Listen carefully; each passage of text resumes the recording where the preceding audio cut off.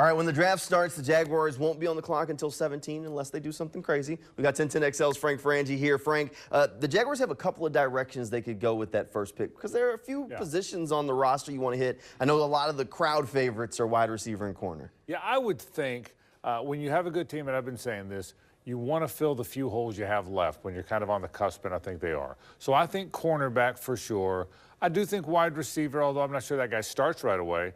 And certainly you can't have enough edge rushers. That's one thing we haven't talked about a lot.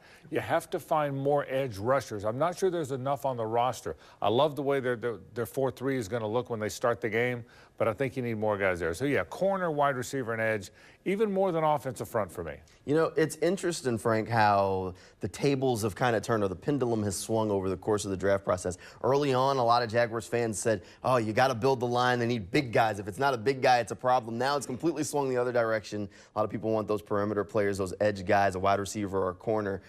The trenches. Yeah. You can never go wrong with getting a big guy, whether it be on the offensive line or the defensive line or an edge player. And I think that's going to happen, Jamal, in the draft. I think they're going to take some big people. They need depth on the offensive front. I think they need depth in the interior on the defensive front. So they're going to take big people.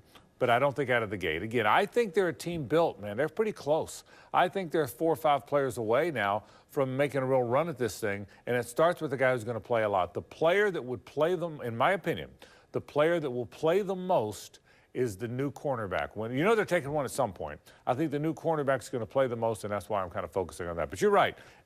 Bulk matters, man. Guys in the middle matter, and they haven't been as physical as they'd like to be, and they were very open about that. All right, everybody's kind of putting Ronald Darby underneath this, like, I guess, microscope at this point. What are the odds you think he can hold on to that starting job, even if it's just to start the season? Ronald Darby's a veteran. He's been around. He's played on a lot of teams. He knows how to play. He's going to be on the football team.